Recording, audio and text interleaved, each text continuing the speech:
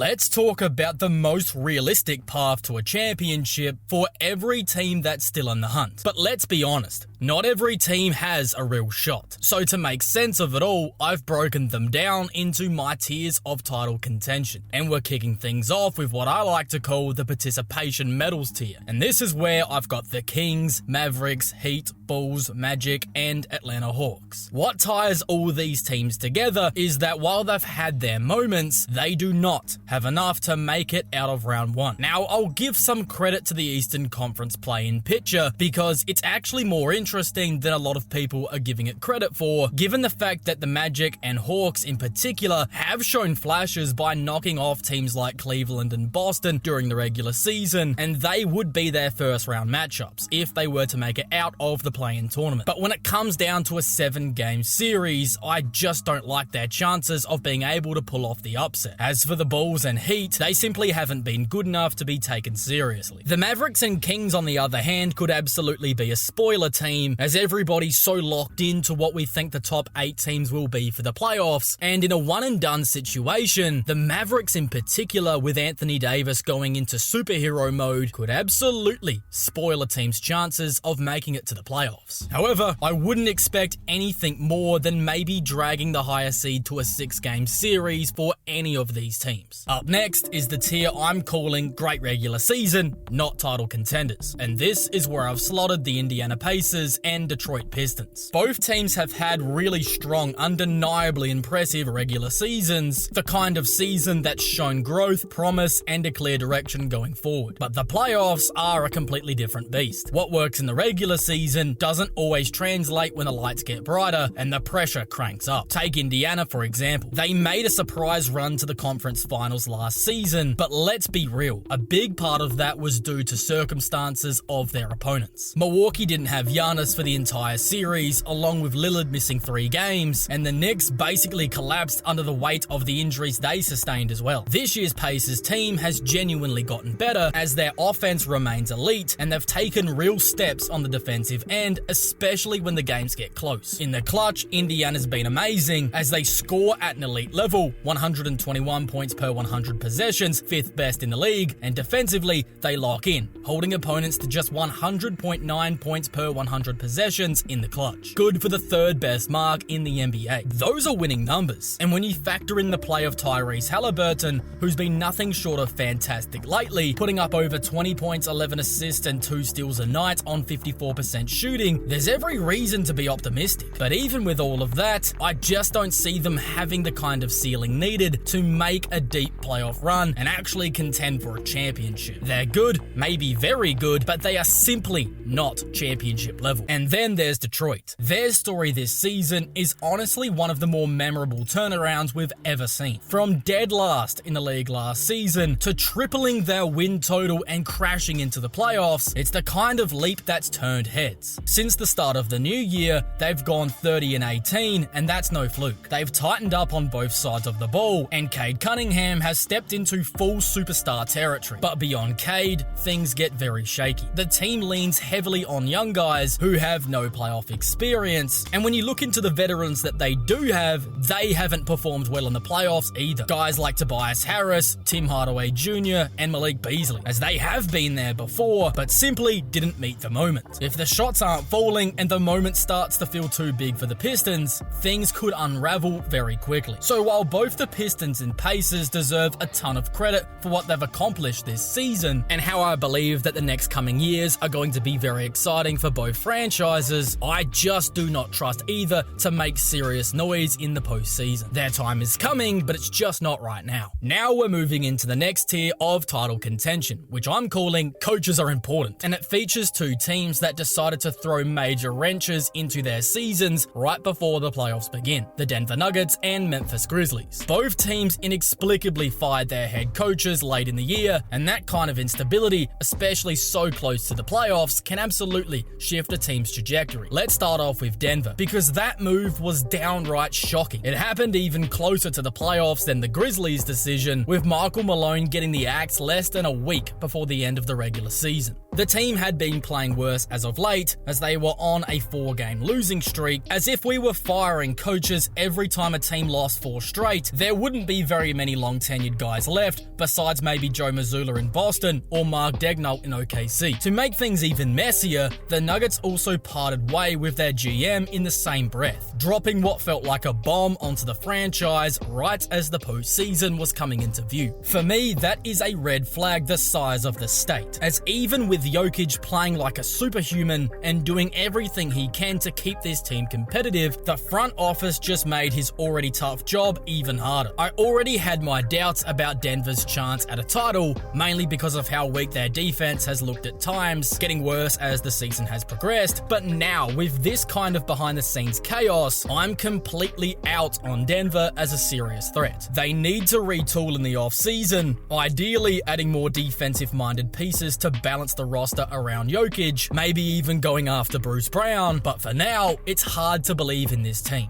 As for Memphis, their coaching change, while still surprising, at least makes a bit more sense. They promoted their clear lead assistant, making him the interim coach, as he had been the #1 reason for their new and improved offensive system. The thinking was clear. They didn't want to risk losing him to another team in the offseason. So with the team struggling, the Grizzlies took the opportunity to part ways with Taylor Jenkins and secure their long-term coach. Strategically, it does make more sense, as they believe in the guy, but the timing still throws everything off. Making a switch like that right before the playoffs, especially when the team wasn't playing well to begin with, completely disrupts the flow and habits of what you've been building all season long. And when you're trying to compete for championships, consistency and continuity matters a ton. Shakeups might be aimed for the long-term future, but in the short term, when we're talking about title contention for this season, I'm now willing to write off both Denver and Memphis. Now, we're getting into the real deal. The teams that I genuinely believe have a chance to win it all. The next tier is what I'm calling the long shot contenders. These are the teams that absolutely have the tools to win it all, but they also have flaws that keep them on the outside looking in on the true title contenders. In this group, I've got the Milwaukee Bucks, New York Knicks, Houston Rockets, Los Angeles Clippers, and the Minnesota Timberwolves. Each of them excel at certain things, but they also have glaring weaknesses that could easily send them home early. Let's start off with the Bucks, because their path is very simple. They've got Giannis Antetokounmpo, and in 2021, that was good enough. He's locked in right now,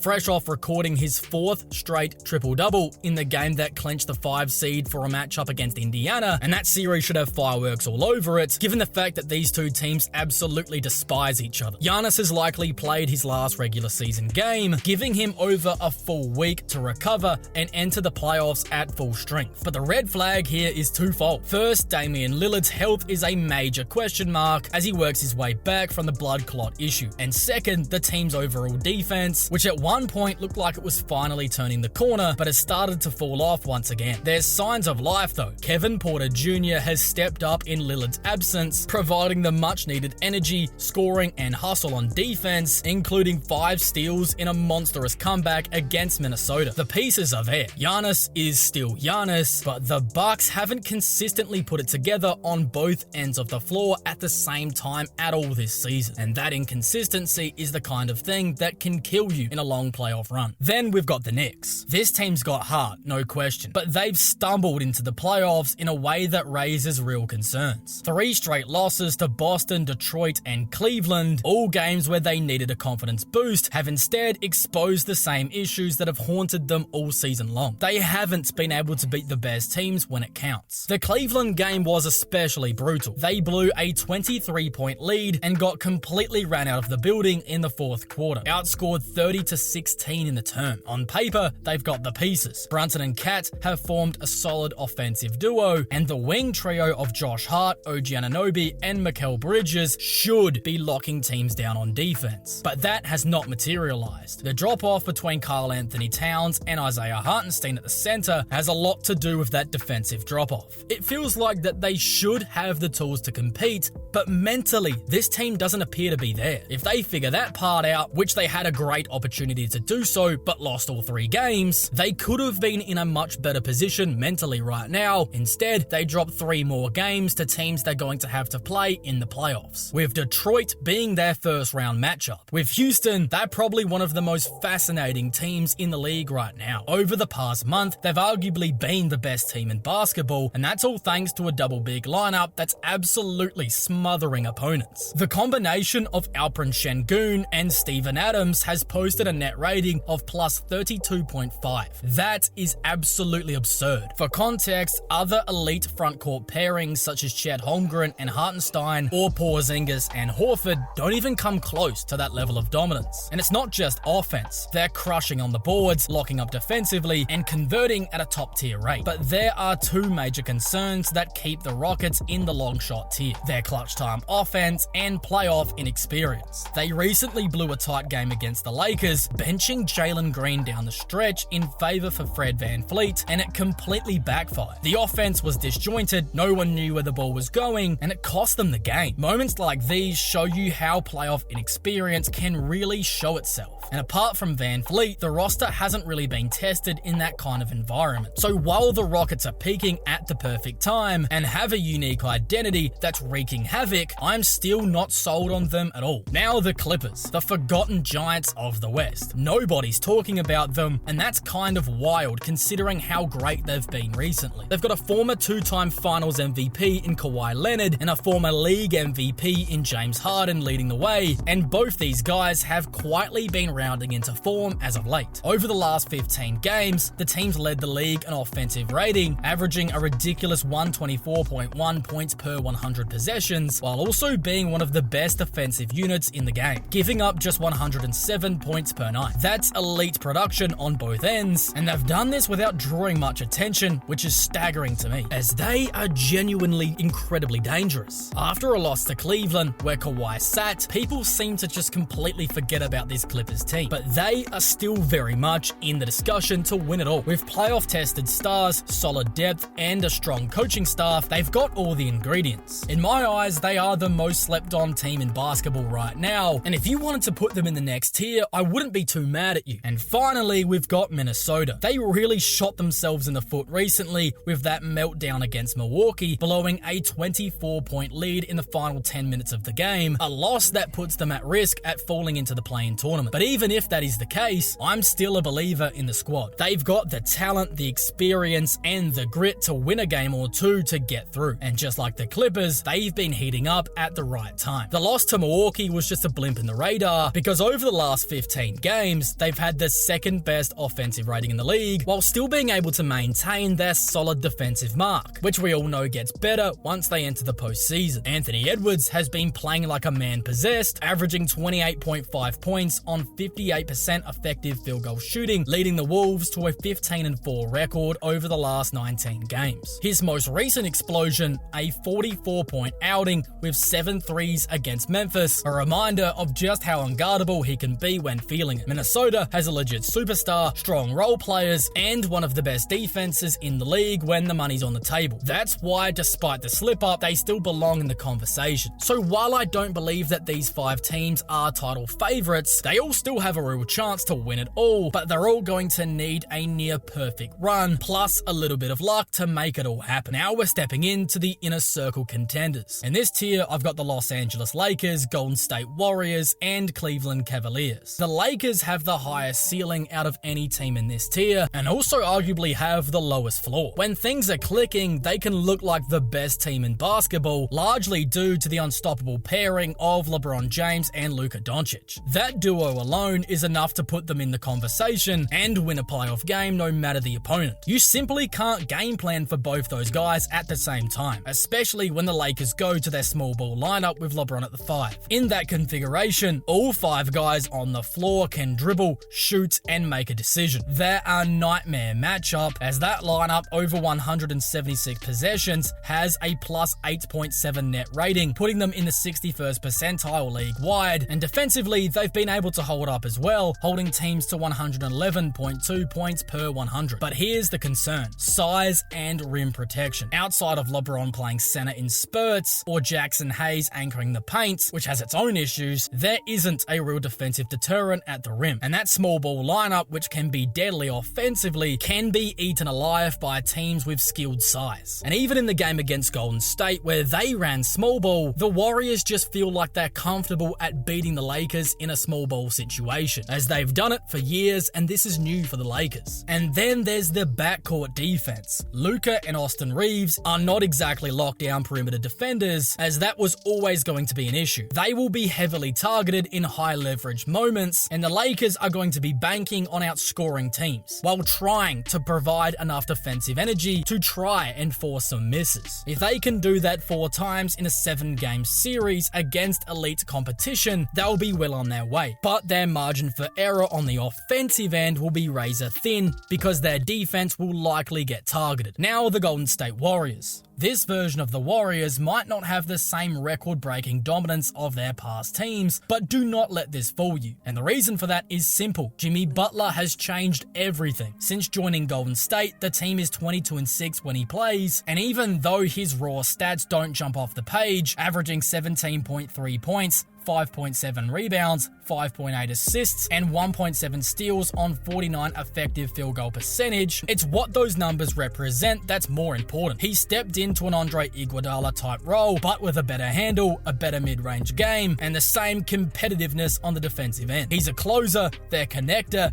and their tone setter. And the ripple effect on Steph Curry has been the most important part of it all. Steph's averaged 27.5 points per game on 60% effective field goal percentage when he plays with Butler, as he's finally been granted more space to operate since Jimmy's joined the squad. The offense has been more dynamic, and the defense has been more switchable, as the team has simply been better. The only reason Golden State isn't in the top tier is age and health. If Jimmy can stay healthy for a full playoff run, and Steph can continue to carry this type of offensive load, then they do have a real shot. But you're kind of asking a lot there. But the one thing we do know is that nobody wants to see this team in a 7-game series. They've got the pedigree, the experience, and the shot makers to compete with virtually anybody in a playoff series, and if they stay upright, they could absolutely win it all. The Cavs are probably the most diverse team in this tier. Some folks are very high on this Cleveland Cavaliers team, but others, like myself, aren't totally sold. And here's why. They remind me of the mid-2000s Atlanta Hawks or the 2021 Utah Jazz. A team that wins a ton in the regular season, plays sound basketball, gets contributions up and down the roster, and then comes up short when the lights are the brightest. They've had a terrific season overall, and on paper, they check every box. They're top 10 in both defense and offense, they have a deep roster, elite guard play, and rim protection with Jared Allen and Evan Mobley, but in the playoffs, where the game slows down and your stars have to win games, that is where I think Cleveland lacks. The Cavaliers haven't proven that Donovan Mitchell or Darius Garland can do that consistently over multiple series. And their role players, as great as they've been, will get worse in the playoffs. That's just a fact, especially in road games. And that is when I believe Cleveland's cracks might start to show. They've also been a little shaky down the stretch, less focused, and possibly just coasting now that they have the 1 seed on lock, but I still think that stuff matters. Teams that get a bit sloppy before the playoffs begin, instead of really hitting their stride, often find it hard to flip the switch. Although I don't think that really matters, and I think the Cavs will be able to flip the switch and get back to their best, I just wonder whether or not that'll be enough to make it to the finals and really challenge Boston. A lot of people have Cleveland beating the Celtics, but not only do I think that series will be a lot closer than people expect, but I also think the Celtics are just too good. The Cavs are built to go deep, but I'm not sure they're going to be able to finish the job just yet. Now, the next tier is called the best team, and here we've got the Oklahoma City Thunder. Let's be real, OKC's dominance this season hasn't shocked anybody. This was last year's 1 seed in the West, and then they added Alex Caruso, a lockdown perimeter defender and championship caliber glue guy, plus Isaiah Hartenstein, one of the most underrated bigs in basketball, who was a huge part of what the New York Knicks did last season that made them so good, providing the toughness, rebounding, rim protection, and elite passing from the 5 spot that the Thunder needed. That's 2 perfect fits for what the young Thunder Thunder needed, and the results have spoken for themselves. They haven't just met expectations, they obliterated them. This team has posted a plus 12.6 net rating, the second best rating in the history of the league, only behind the legendary 1996 Chicago Bulls. And just let that sink in. We're talking about a group full of 25 and under guys, outscoring opponents by nearly 13 points per 100 possessions over the course of an 82-game season. That is no hot streak, that's historical greatness. And at the center of it all is Shai Gilgeous-Alexander, who's essentially locked up the MVP. SGA's been otherworldly, calm, calculated, and unflappable. He controls the tempo of every game like a seasoned vet, while playing really good defense, leading one of the most efficient offenses in basketball, and lifting a roster that in terms of age could still be playing in college. But here's the thing, being the best team in the regular season doesn't mean you're ready for the playoff stage. As dominant as Oklahoma City has been, it still feels like there's something missing, or at least something unproven. This team simply hasn't been punched in the mouth in a playoff series, as they are a little bit inexperienced when it comes to the playoff stage. They haven't exactly had to face a veteran team that's been through the fire and knows how to win ugly, like the Lakers, Warriors, or Celtics in the finals. And in particular, that's why I believe the Lakers and Warriors will be nightmare matchups for them. Against the Lakers, OKC really doesn't have anybody who can handle LeBron James or Luka Doncic, despite having all these elite defenders. As simply put it, nobody has the size to stop them. Then against the Warriors, it's all about experience. That team has seen nearly every single defensive scheme, every adjustment, and every momentum swing you could possibly imagine. Oklahoma City's youth would be a major weakness in that series, where you've got Jimmy Butler and Steph calmly executing at one end, while the Thunder's role players could be struggling to find their rhythm. Then also take the fact that Golden State has actually played Oklahoma City very well this season, and that makes for two nightmarish matchups. There's also the fact that many of their key contributors are very new to the playoffs, guys like Chet Holmgren, Jalen Williams, and even other guys like a Cason Wallace, as they haven't been fully exposed to the playoff lights. And even when they did, Chet and J-Dub in particular struggled to continuously put up consistent offense last postseason, as they fell to the Mavericks in 6 games. So what I'm trying to say is that being the best team in the regular season does not guarantee anything in May and June. And until they prove it against battle-tested opponents over multiple playoff rounds, there's still going to be a little bit of doubt in the back of everyone's minds, including theirs. If they do go on to win the championship, I believe they would be the youngest team ever to do so, and it would probably be one of the most impressive championship runs we've ever seen. But if they don't, by no means will it be a failure. It will be a step, a necessary one in the right direction, because either way, the Thunder are coming in the next decade, and the rest of the league should be terrified. Now, in the top tier, the one I'm calling the NBA title favorites, I've got the Boston Celtics. Even with a cloud of uncertainty around them, the Celtics still remain the team to beat. Their season hasn't just been dominant, it's been a continuation of the standard they've set over the past couple of seasons. This team just knows how to win games. They've been through heartbreak, learned from it, and last season, it all came together and they won the championship. And now they look more than ready to defend their title. Jason Tatum has officially become one of those guys. The kind of superstar you cannot game plan against. You might contain him one night, but you're never going to fully stop him. When he's hitting jumpers, good night. And when he gets downhill, it's an avalanche. Either finishing at the rim, getting to the line, or spraying it out for a shooter in rhythm. That kind of downhill pressure leads to what Boston thrives on. Ball movement into wide open threes. And yes, some people are a little bit unsure about how many threes Boston takes, but here is the thing.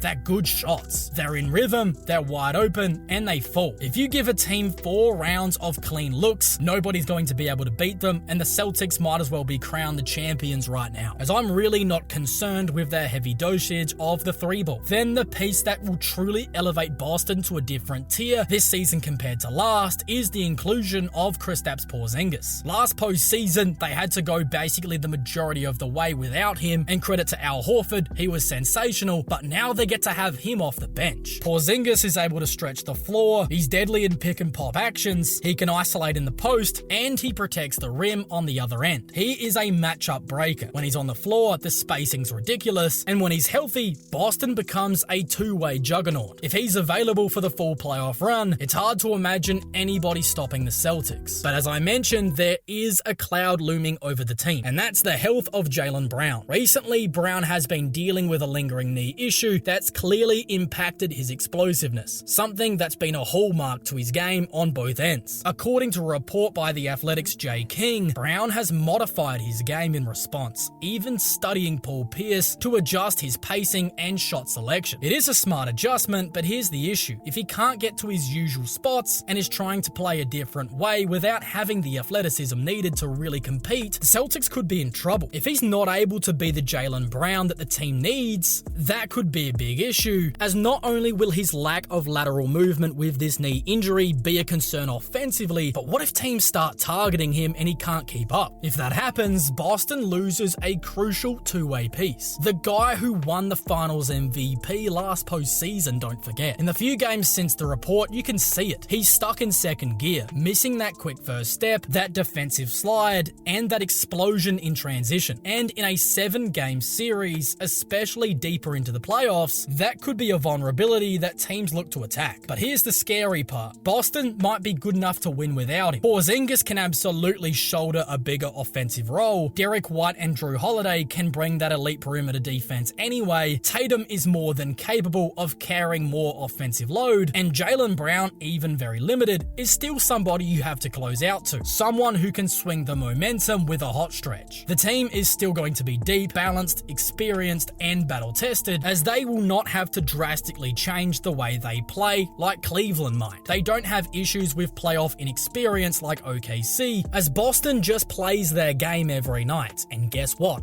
It works. Yes, Brown's health is a real concern, and it does have the potential to derail their postseason, but right now, Boston still holds pole position. At the end of the day, they're the defending champs, with arguably a better roster than last season, and if everybody holds the line, they can absolutely run it back. And if you're curious about another team who's starting to click just at the right time, you can watch this video next, where I break down the Milwaukee Bucks' 7-game winning streak and how they're locked in for a playoff battle against the Indiana Pacers. And if that intrigues you, make sure to go watch that video right now.